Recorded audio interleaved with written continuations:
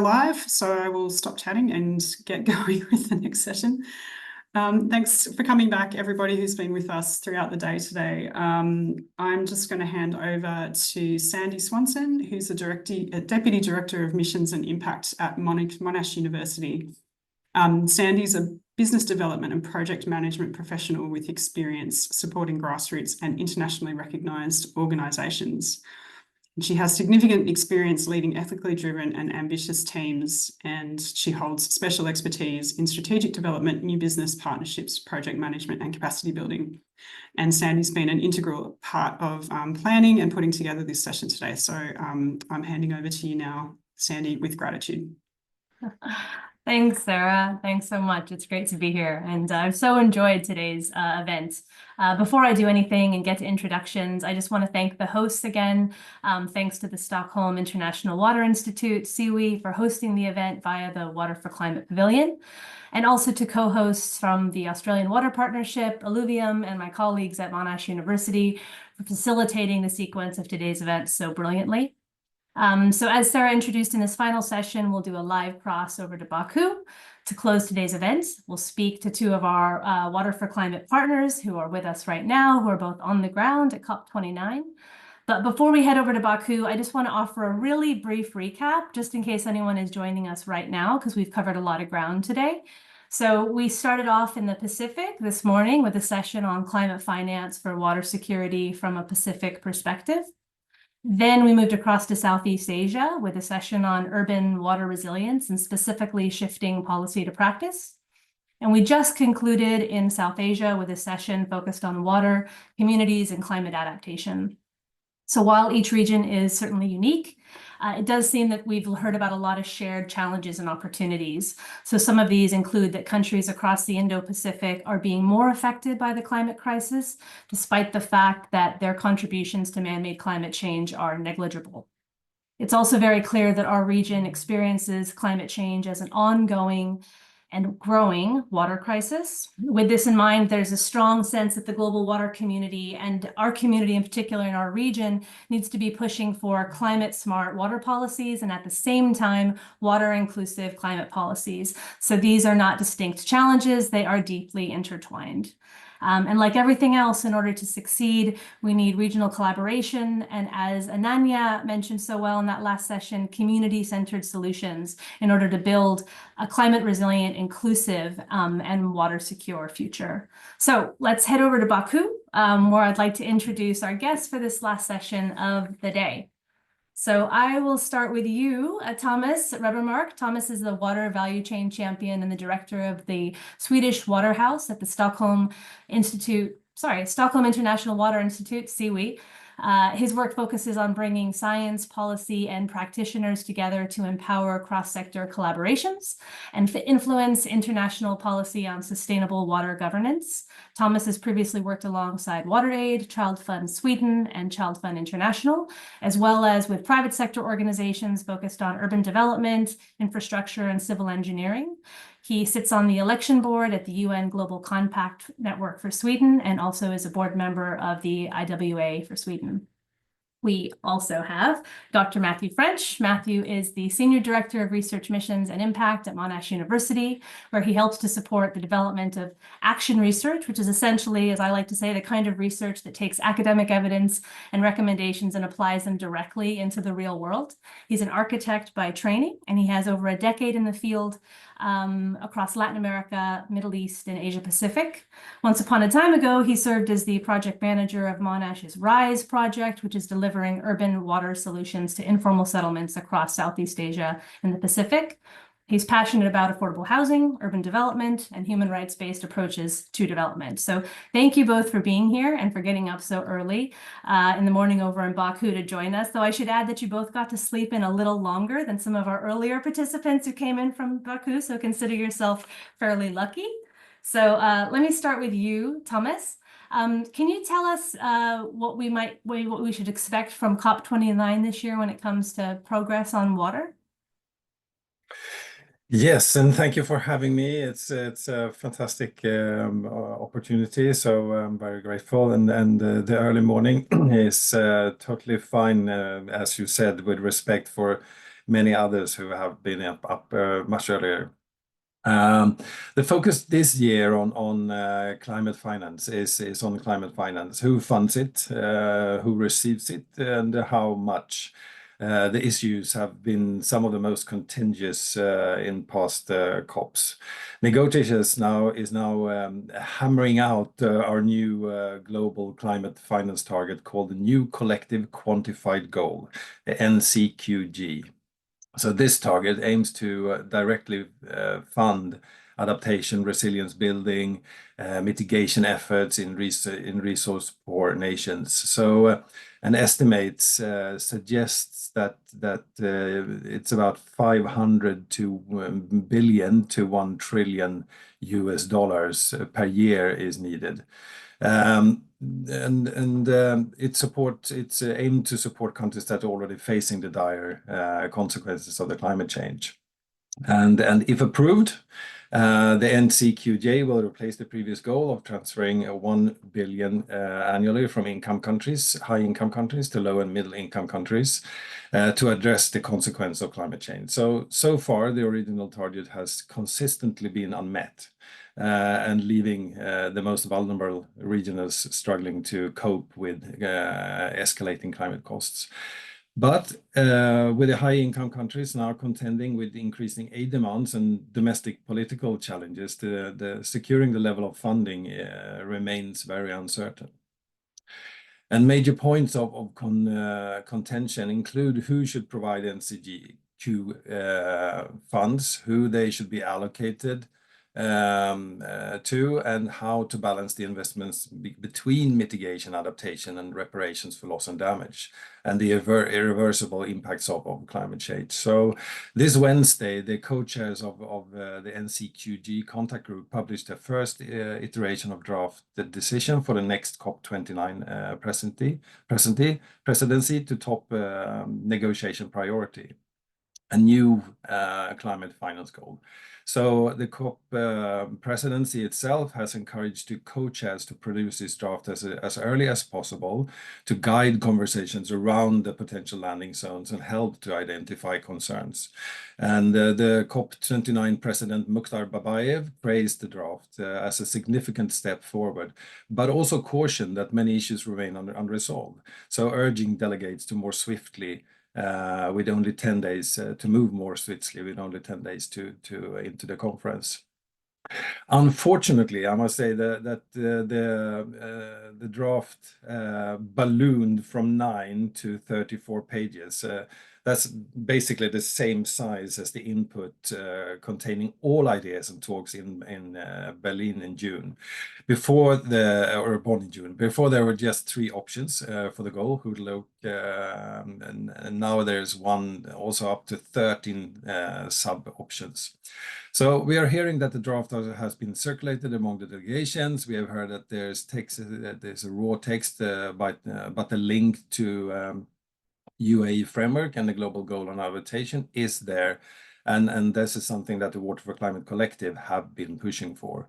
So, and also in focus here at COP29 is the nationally determined contributions, known as NDCs, which are critical tools in a global effort to combat climate change and adapt to its effects. So under the Paris Agreement, every country commits to submitting NDCs, which detail their plans to reduce greenhouse gas emissions and address climate impacts like drought, flooding, and sea rise level. And at COP29, the Water for Climate Pavilion, climate experts urged countries to make water a central focus of their national climate plans.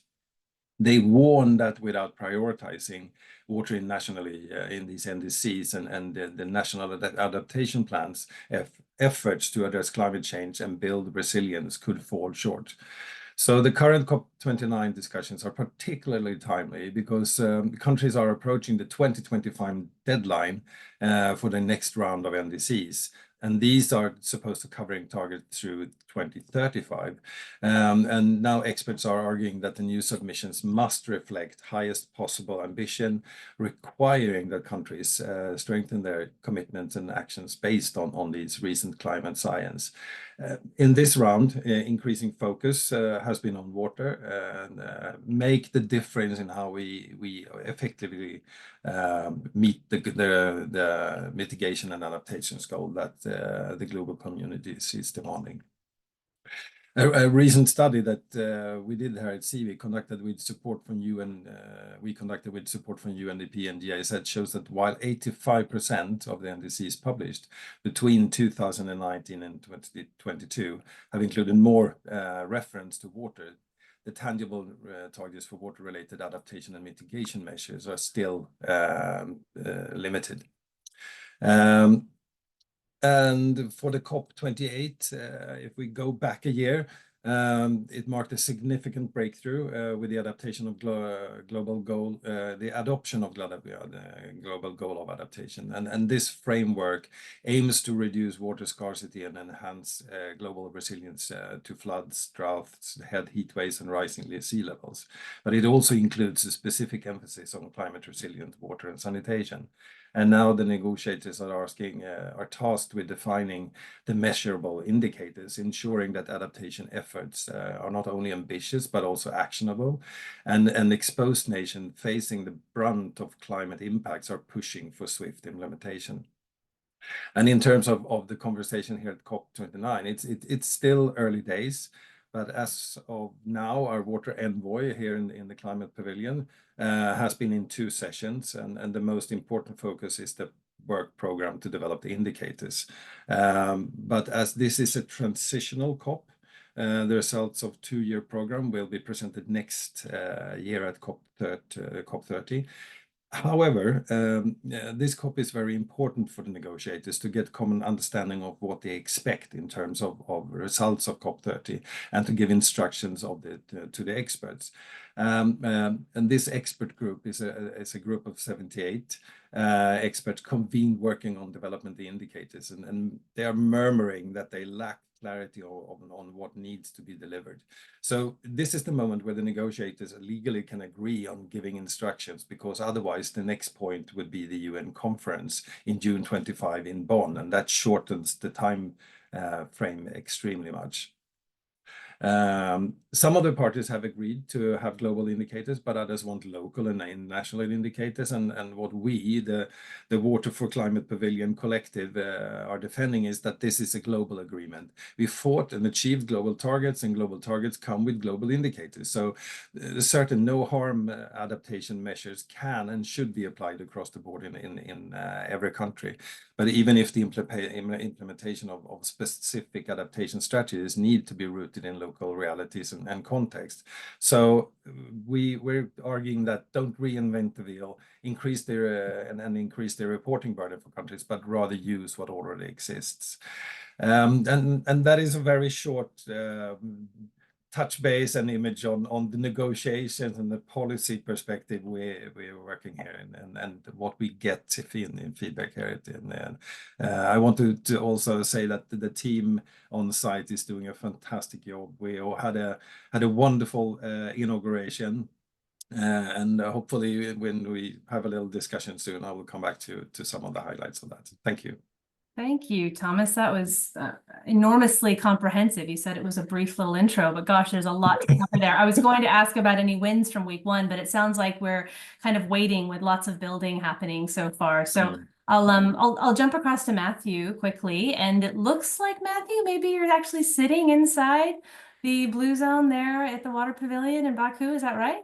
That's right, Sandy. Yeah. Yep. All right. Yeah. I'm curious about what the vibe has been like so far, sort of what you're seeing and hearing, and if you're getting a sense that the event overall is getting impacted at all by a few recent headlines we've been following as a global community.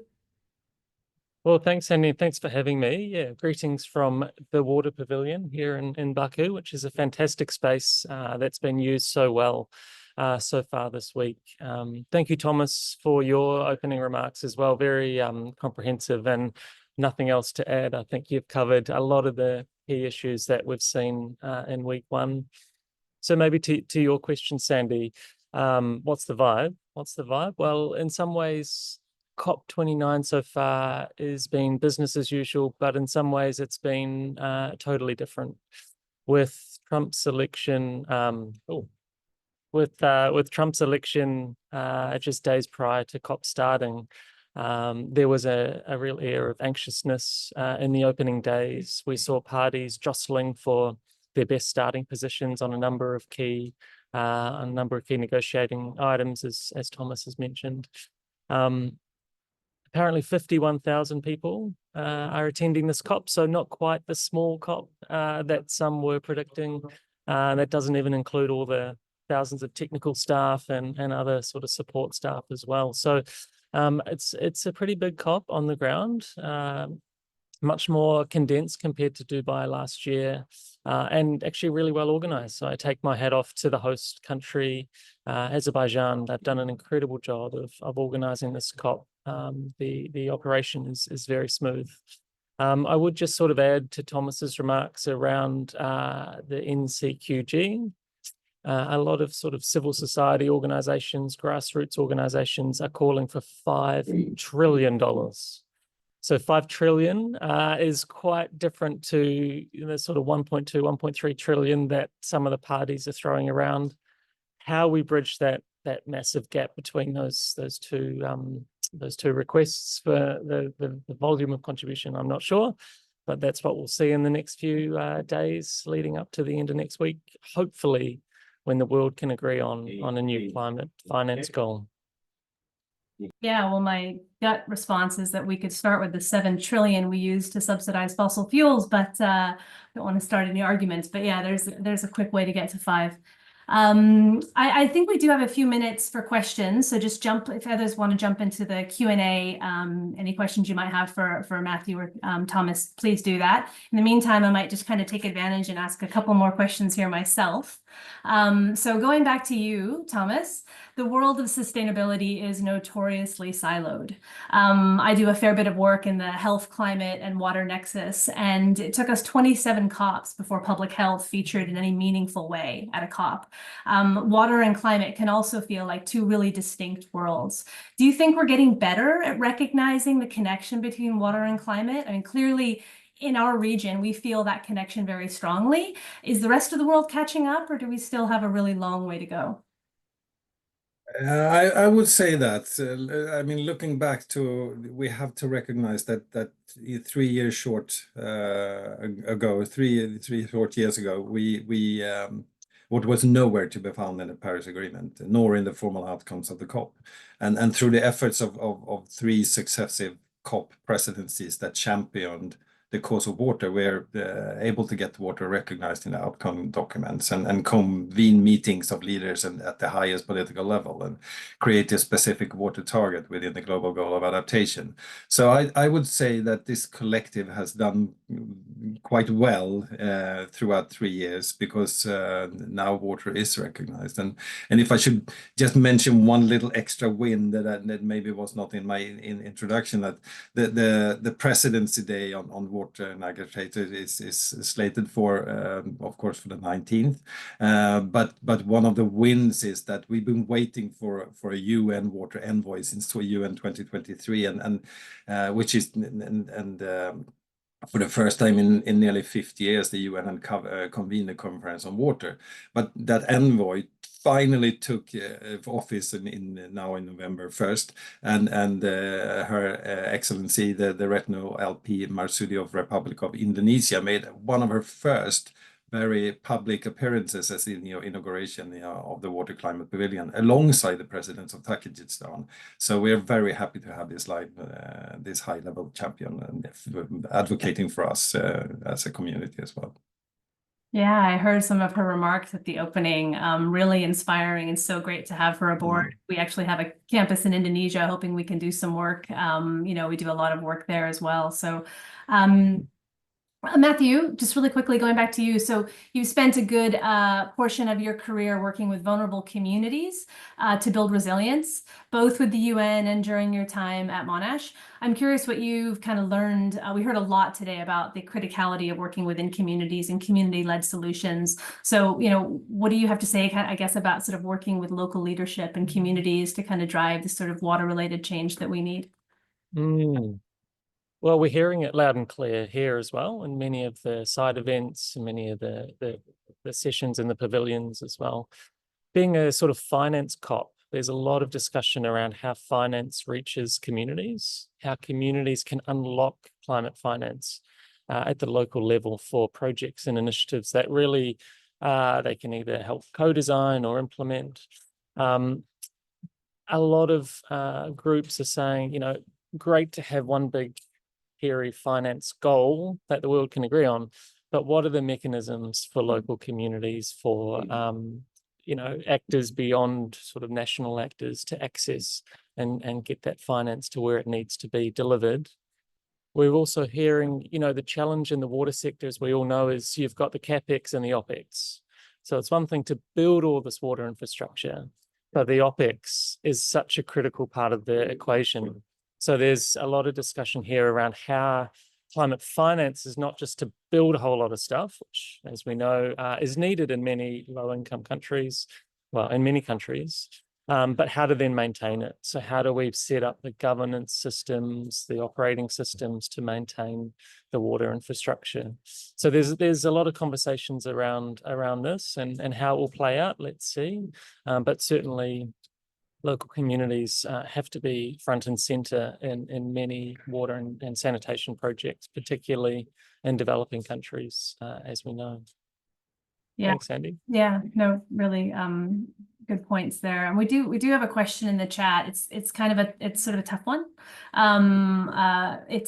I'll ask us all to sort of crowdsource an answer, but sort of agreeing, the comment is agreeing on the intent of the COP. Do we have any collective comments on the carbon footprint associated with COP and how to offset that? Anyone want to dive into that one? Would you do the honor, Matthew, or do you want me to? I mean, this is the complicated issue, I think, for everyone in terms of the COP. We had an extremely good and extremely well organized COP last year, but it was 96,000 people meeting up, and this year it's less than half. I think in terms of I think that also opened up the eyes for the COP presidency and the UNFCCC. So I think we're going to see maybe not smaller and smaller and smaller, but they're going to be kept at a certain level, and people need to meet. I mean, we can do Teams meetings, we can send each other emails, and we can chat on WhatsApp, but actually when we meet, I mean, the purpose of the meeting is to have the negotiators come here. And what we do in this community, we trying to support them. We help them with information, data, because they cannot keep everything in their minds or in their agendas all time with everything that is happening. So I think it's not an excuse, but it explains a little bit why organizations like us and others are there. And of course, there's an offset that we need to respect and be cautious about as well. We have reduced our team this year to less than half as well. So we're a third basically from last year, which is, I think, the most organizations I hear about has done. And some stay at home. Yeah, that's absolutely true. Yeah, do you have anything to add, Matthew? Well, just to add, we know in the lead up to a potential Australia-Pacific COP31, there's a lot of organizations and people talking about reform of the COP system and how we might think about regional approaches to collaboration in the climate space. Again, a lot of ideas on the table there, but we're also hearing it in the corridors here. A sort of regional approach to build not only that sort of increase the ambition, but also improve implementation and follow through from, these sort of global COPs. So watch this space, I suppose, on that space. Yeah, and sadly, the regional COPs were canceled this year, which was a real disappointment, due to budgets and things like that. So hopefully recognizing that if people are flying regionally or connecting regionally, that's both important and also ideally would have a lesser carbon footprint, I think, though someone would have to do the math on that. But yeah, really, really good points. And I think it's an ongoing tough question. So I guess one thing I wanted to ask you, Thomas, was what do you, I guess, think might be coming? I think you sort of referenced them a little bit in your introduction, but most important issues for water in the second week of COP. Is there, I think, did you just kind of get on the ground? Are you, kind of aware and prepared for what might be happening in week 2? I mean, the presidency day on water and agriculture is slated for the November 19th. So we hope that there will be a blue wave of discussions on water at the COP that day. We've already referenced over 50 events in the second week that will evoke water in addition to those, so at the Water Climate Pavilion. So this includes the Water Action Event that falls under the UNFCCC mechanisms for non-state actors called the Marrakesh Partnership for Global Climate Action. And that is currently the only formal UNFCCC programmatic event on water. But most of all, we look with great excitement towards the COP29 presidency-sponsored Declaration on Water for Climate Action. And the voluntary declaration, this voluntary declaration aims to create a home for ongoing water discussions within the UNFCCC and create greater political leadership and continuity for water action in each COP. Yeah, okay, all right, yeah. Yeah, so lots to kind of, I guess, keep paying attention to in week 2. Yeah, Matthew, I'm going to jump to you with one more question. So I don't think you kind of referenced it in your intro as well. We don't really need to be in Baku to know that the climate community is paying attention to how the US election and other global elections could be impacting multilateralism and climate finance targets in particular. I think you maybe mentioned it, but maybe a little bit more about sort of what you might be hearing or seeing about ways that, we've heard a lot today about and the need for finance. And obviously that's a huge focus of this year's COP. Effective ways we can unlock finance for local level adaptation. Again, I'm thinking, what's the mood? Pessimistic, optimistic? Are you hearing a little bit of that or a fair bit of that? Yeah, I mean, I think speaking to a number of US-based collaborators and partners, many of them say we've done this before in terms of a Trump presidency. We'll do it again. We pivoted before to, empowering and working with subnational actors, community groups, NGOs, industry, private sector, and a lot of people are feeling optimistic that the momentum in the climate space is pretty great and will be able to continue despite national politics in many countries. Argentina, you may have seen on the news, their delegation was recalled from COP29 back to Buenos Aires from the president. So they were taken out of the negotiations. So it's not just a US thing, it's a broader geopolitical moment, it seems. And the optimists say that there's momentum and we'll continue the fight and we'll continue working through subnational mechanisms. The pessimists are always here, of course, and we need to find a balance somewhere in the middle. But overall, there does seem to be an optimistic spirit to be able to push through in terms of implementation. Okay, well, that seems like a really great place to leave it. Optimism, optimism, optimism. Thank you so much, Matthew and Thomas, for being here. I hope the rest of the time at COP is productive and offers a few more moments for inspiration and hope. On behalf of Monash University, the Australian Water Partnership, and the Water for Climate Pavilion and all its partners, it's been a pleasure to be able to host this virtual Indo-Pacific space today. COPs can be expensive, as we've discussed, difficult to get to, hard to engage with. But as we've heard today, it's important to keep finding ways to collaborate and elevate voices from our region. We hope this event has increased the ability of people to participate, if only by providing a time zone friendly platform for regional stories to be shared by some of us. If you take away one message from today, please let that be that water is climate. The people you've heard today are living the experience of climate change, and their stories illustrate that water is a common thread, whether it's through the ongoing climate finance negotiations or a new collective quantified goal, the definition of adaptation indicators, or the many issues that are being discussed at COP and around the world. Water is central to every challenge and needs to be part of every discussion and solution. So in closing, I'd like to remind participants that all of today's sessions are recorded and will be available on the Australian Water Partnership YouTube channel shortly. Thanks to all our speakers and to everyone who brought this event together.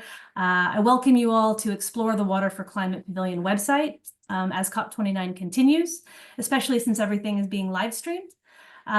Feel free to connect with Australian Water Partnership or Monash on social media. Look forward to seeing you all at the next event.